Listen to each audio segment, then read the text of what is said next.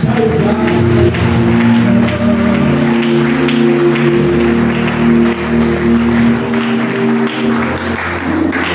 the Lord. Hallelujah. Hallelujah. Hallelujah. I'm telling you truba ngibonge kakhulu mfundisi nakumama leadership yebandla ukuba ingivuma ukuba namhlanje ngibe la phakathi kwenu. Angibonge igama lenkosi.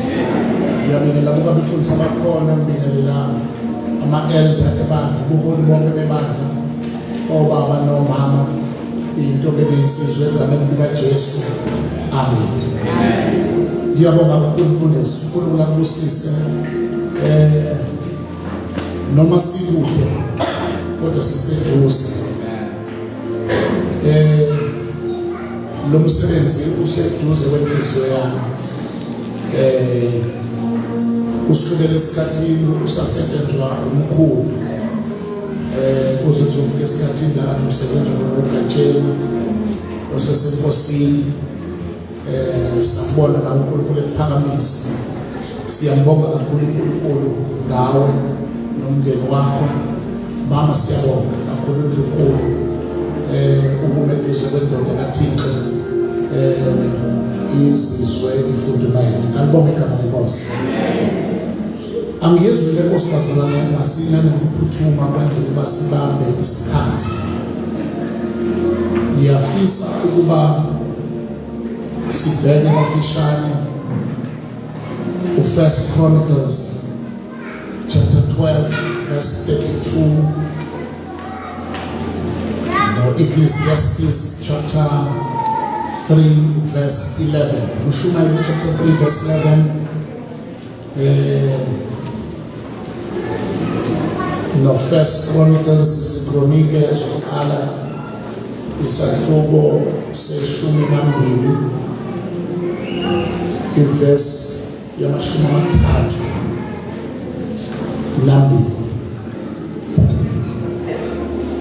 Ngiyacela bakhona ofundayo ongaphazamiseki avele asifundele. First Chronicles chapter 12 verse 32.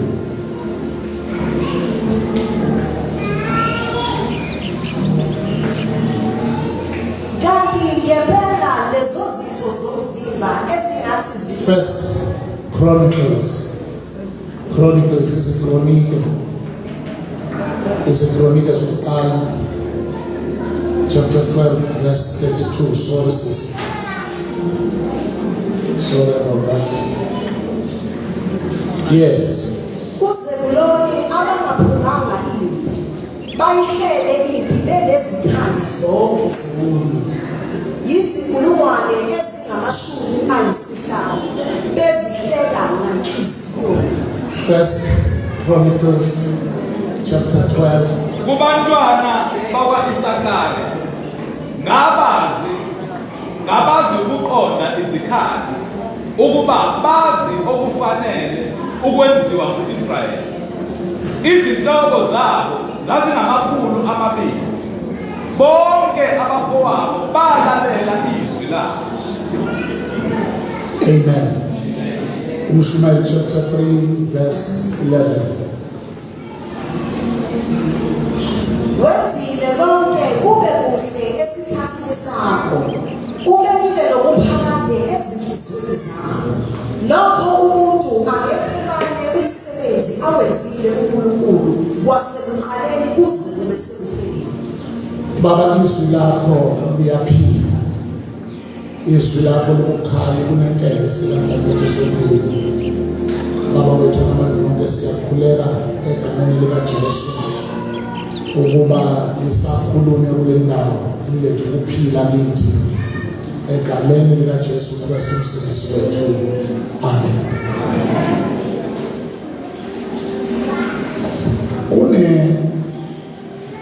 Kune race noma i-tribe kubantwana bakwa-Israyeli.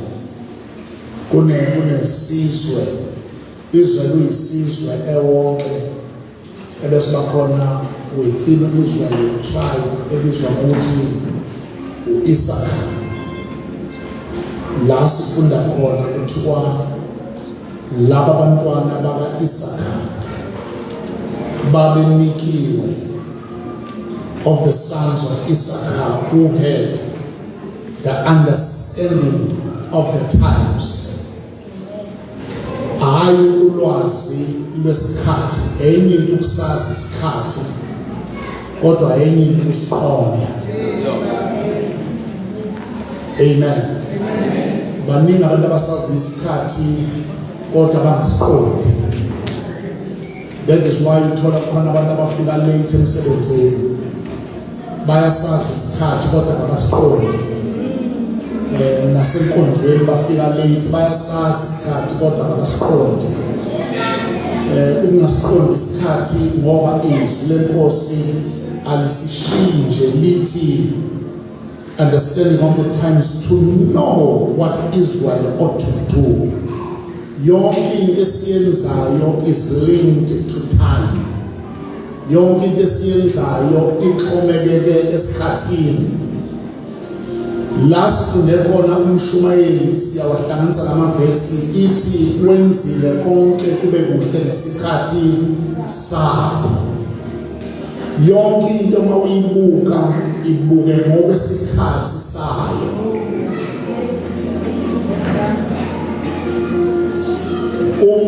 Uma siza enkonzweni, inkonzo ibekelwe isikhathi.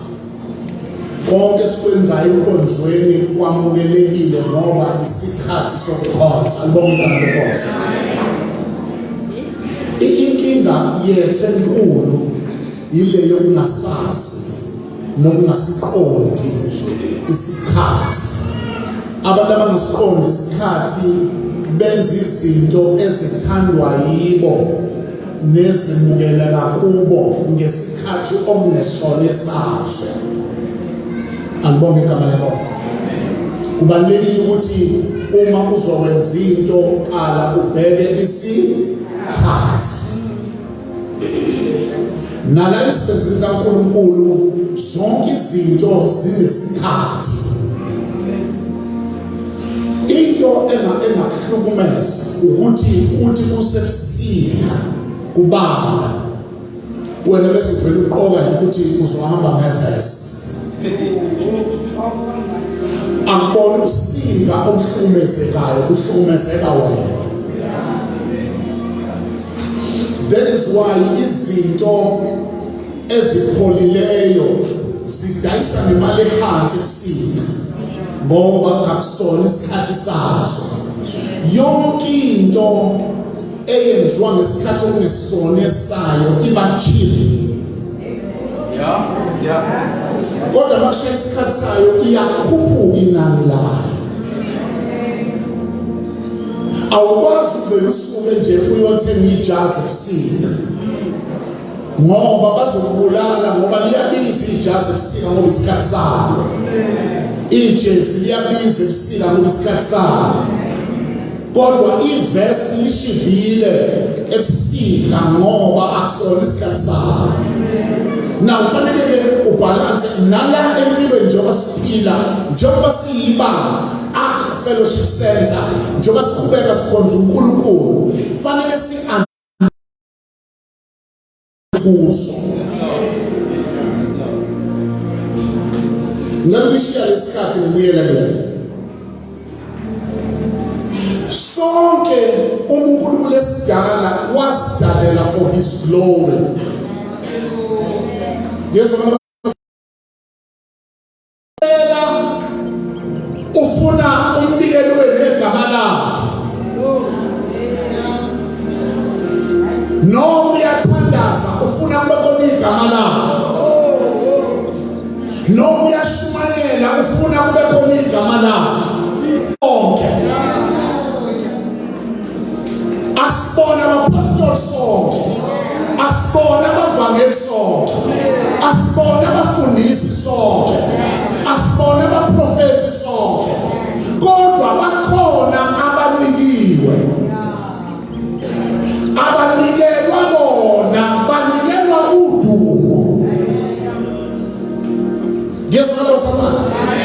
These are not our functions. It's what we do and yonke sibizwa ngayo.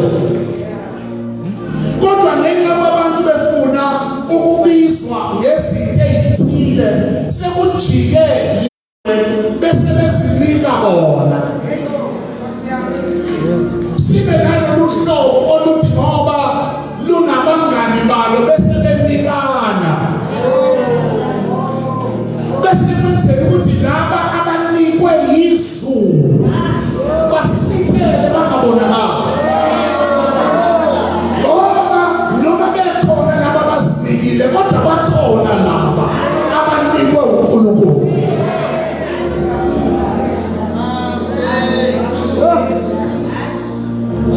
Yes, that is why the spirit of discernment, a gift le discernment yokwahlukanisa kudimba wonke umzalwana benayo. Akuyona igift yabantu abathile eyalo lonke ibanga. So that mawuhleli phansi ulalele uconnecte nezulu.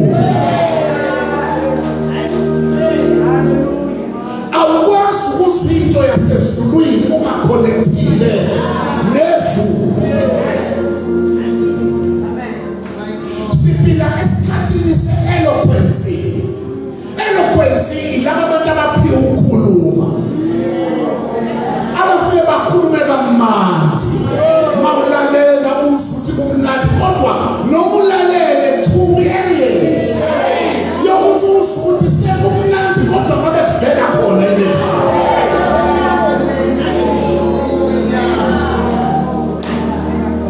Hallelujah. Sikhuluma ngesikhathi sakhuluma ngokuthi yonke into esiyenzayo siyenzela udumo lukaNkulunkulu. Njengoba sihlangane la si-art sihlanganele udumo lukaNkulunkulu. Udumo lukaNkulunkulu asiqali ukuliphilela masingene enkonzweni nasemakhaya ethu. Imizi yethu kufanele ishumayele udumo lukaNkulunkulu. Imindeni yethu ishumayele udumo lukaNkulunkulu. Ukukhuluma kwethu kuyisa udumo kuNkulunkulu. Noma yini esiyenzayo udumo lukaNkulunkulu luye kuyo. Amen. Uma sibambele izinto ngeke sibe nayo inkinga endleleni. Yesu akabasona. Ngeke sibe nayo inkinga. Na uNkulunkulu unika abantu lezi zinto. Kodwa ukhumbule lezi zinto zihleli kubantu. Abantu are not eternal. Enyameni yabo. Hamba isikhathi sokuthi aphume estage. uNkulunkulu introduce umuntu. Yezwa? Uma introduce omunye kufanele laba abalethelwa lo uNkulunkulu introduce bamamukele.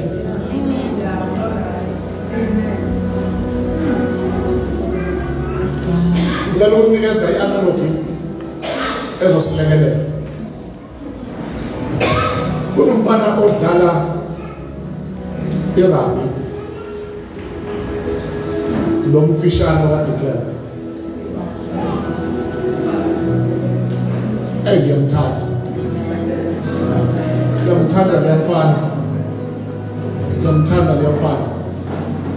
Ucoach ubengavamile ukuqala ngayo. Na ufana ukukhumbula ukuthi angiyena ucoach. Kodwa lo mfana ngiyama. Kanti ufana mezala kadlalela mina udlalela ucoach. Coach o-understanda umdlalo afuna ukuwudlala. So-ke ufaka abadlali abazodlala lento ayifunayo. Abesabanye bagcine ebhentshini enzele ukuthi kulaba abakhethile makwenzeka kuba khona okhathalayo. Noma kwenzeke kube khona odlalayo kodwa kubonakala namhlanje engathi ayivumi kahle inkundla. Abese edonsa omunye ebhentshini amfake. Nangifuna siyazi laba abahlala ebhentshini nabo abalayinizema Afrika nabadlala abaseNingizimu Afrika babe khokhelwa irugby ibakhokhela bonke ayinandawo udlala ebhentshini. ikhokhelele ukuthi ukhethiwe ukuthi uhambe netimu uye phesheya. Ngisho ebhanoyini noma uzohlala ebhentshini uyakhokhelwa, ehhotela uyakhokhelwa, uzobhalo uyakhokhelwa, umholo uyanikwa, yizihleli ngoba ucoach uyazi ukuthi kulaba folose ngabo kungenzeka omnyama imali abesefuna azovala ngaye isikhala.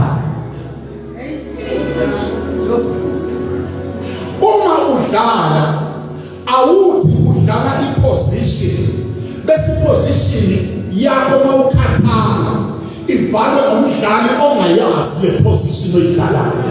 So ushuthi uma kuphuma unumber 11 uzofaka umuntu number 11. Kodwa onumber 11 indlela abadlala ngayo bayifaka. Omunye udlala e-attack, omunye udlala deep. Kodwa bobabili onumber 11. Coach introducer omunye ngoba ekhipha omunye. Abadala banankinga no-coach nabo bobabili njengoba lomunye ephuma nalomunye engena. Yingakho lo ophumayo uhlangana nalo ongenayo bahagana. Eshukuthi ithina yodwa. Sonke sidlalela iSouth Africa. Indebe kayika yona kapolisi eyaseNingizimu Afrika. Njengoba sikhonza wethu is the glory of God, not the glory yoMndeni.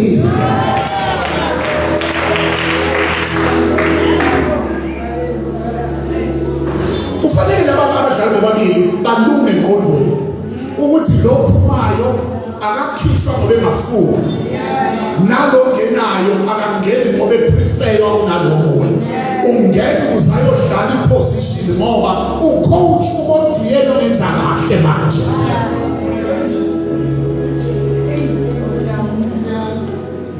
Nangu ukubonakala basala yile ukuthi uNdlovu SP njengoba namhlanje umfundisi Malunga ecela ukuba eze la ebandleni azokhotha.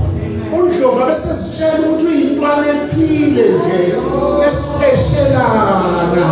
Uyabona uyintwana nje enkudlwana kanti no kulandwe omunye umdlalo.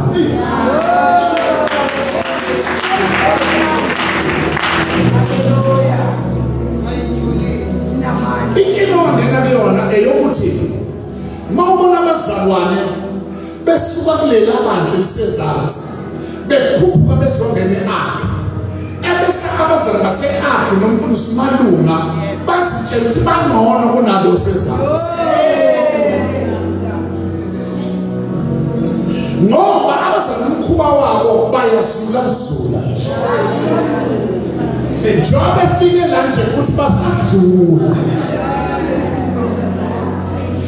Usitshela ukuthi bezela wena ngobungcono, fanele mhlabe hamba uzitshele sebebone abangcono kunawe. Inkinga yethu ngeke siyivume leyo. Lo mhlaba ongenayo akangcono kunophumayo, nalo ophumayo akazona. Kodwa njalo ucoach umele kwadlala wayese ekhipha umdlalo ofaka udeclare ngiphume esihlawini nginazona. Yabona kube ngathi umdlalo uyaqala angakuqalile. Nalo odlalile usewenzile umsebenzi. Udeclare uzoqedela umsebenzi omqalwe.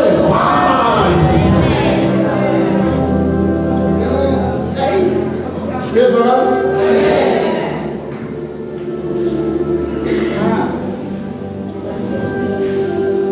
nawe ngakeni uNkulunkulu wenza konke kube kuhle ngesikhathi sakhe. Nazi iwombe ezimbalwa ezenza kube khona abantu abakhishwayo enkundleni kade bedlala. 1, uSawuli wakhishwa enkundleni ngoba engamlalelanga uNkulunkulu. So usho ukuthi uNkulunkulu angamlaleli wamkhipha umprofeti uSamuel wazwakhala wayekela uNkulunkulu wathi uyomkhalela ngizibele uSawule ngoba ngimalile. uNkulunkulu bakumalunga lamagama owakhulumayo la abalulekile. uNkulunkulu uhola ibandla kodwa impilo yakho ingamkhombi uJesu. Uyakwala ebese usala nabantu yena thutha.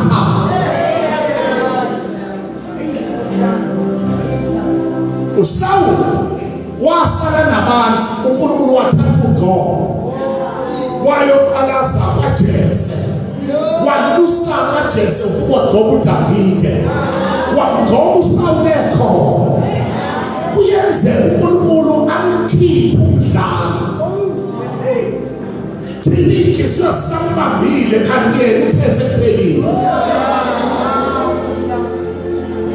Number 2, kuyenzeka umdlali aphume egroundini njengoMose. athi uNkulunkulu uJoshua inceku yami uMoses ufile ngabathatha laba bantu. For sure babekhona abantu webazola ngicela nje ukukhuluma njengomuntu omdala.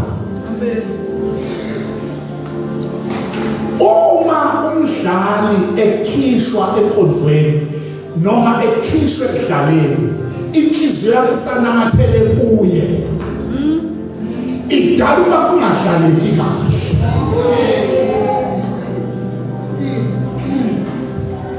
That is why bamalunga uNkulunkulu manje ekushaya isikhathi kaMoses ukuthi amphumuze wamthatha umngcwabo kaMoses wa-attendwa uNkulunkulu yedwa. Umngcwabo kaMoses umuntu owayengcwaba uNkulunkulu uqobo wangcwaba waqeda abantu bangalazi ithuna kaMoses. Ngoba uNkulunkulu wayebalekela i-challenge ukuthi khona noma uJoshua sekhona ababezohamba bayethuneni kaMoses ngoba they were married to Moses. Abesethi noma uJoshua eqhubeka kungaqhubekeki ngoba awukwazi ukuqhubeka nabantu onhliziyo zabo zingekho kule nto. Abantu bavukwa i-comparison yokuthi wayengcono uSibani. But then God ukuthi wayengcono uSibani ngesikhathi ngoba uNkulunkulu wenza konke kube kuhle ngesikhathi. uNkulunkulu udlulile manje u-introduce uJoshua.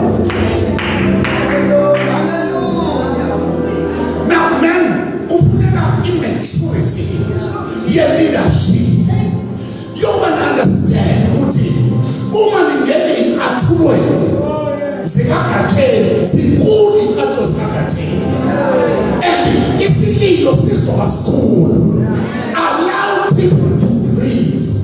Musabagweba ngoba besakhalela uMoses kodwa bagoleni bathande yize bekhalela uMoses ngoba ezikhotshela izobuya inhliziyo inamathele uJoshua.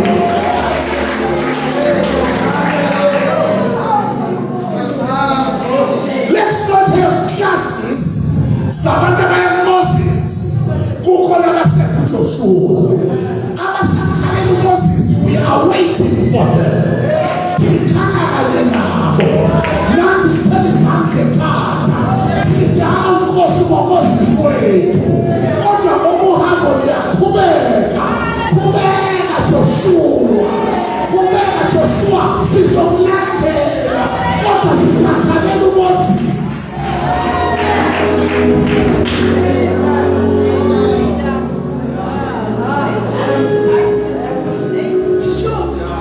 This church, the old man, Baba Kumbi, was a man that loved God.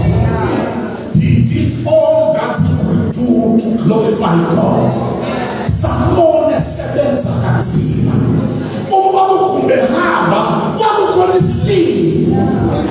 Safika la kukhona isiliva. Usemana bathawo Baba Kumbi wethu. Kodwa bathokozisa kukhona uJesu. Fanele manje sikhale ngoba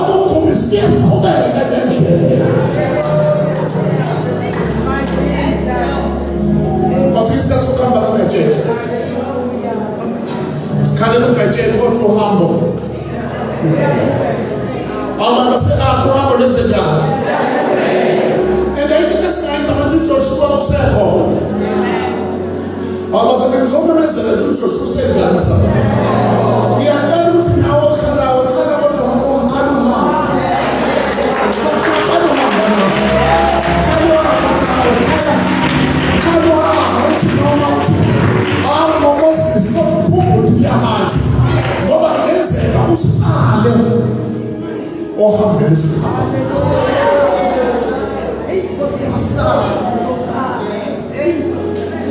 All that we are doing for the glory of God. Unkulunkulu akadunyiswe nje ekukhaleni kwethu, adunyiswe nje ekulandeleni kwethu, adunyiswe nje ekudluliseni yethu. Abantu bazi ukuthi athi ngeke ingcwatshwe, umbono kawungcwatshwe, kodwa awuthwele bayangcwatshwa, kodwa umbono uqhubeke uye phambili.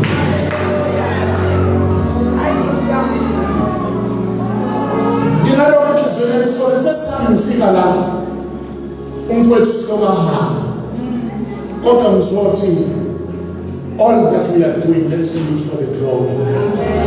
Khumbula lento ayinathi umdlali ke mangabe sike ufaka omunye kanti laba akade bedlala nje team bathanda ukuvumila bamthanda lo ngela bayakwazi ukumenza beyinkomo noma beyinkomo ngoba mele kuphasele ibhola baphasele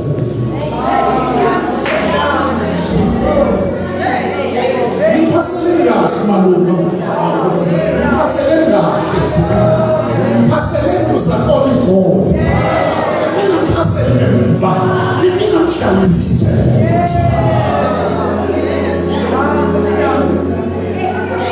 We're doing this for the glory of God.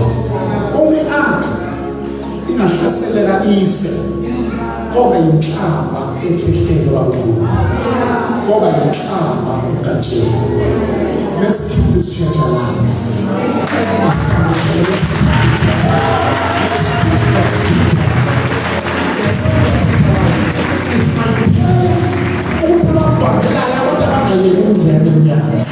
Abafundisayo abangayikufundisa, abathandazayo abangayikuthandaza, nomsebenzi wakhiwe ukuze lothi uyaqalaza abone ukuthi lo mbono ophilayo to the glory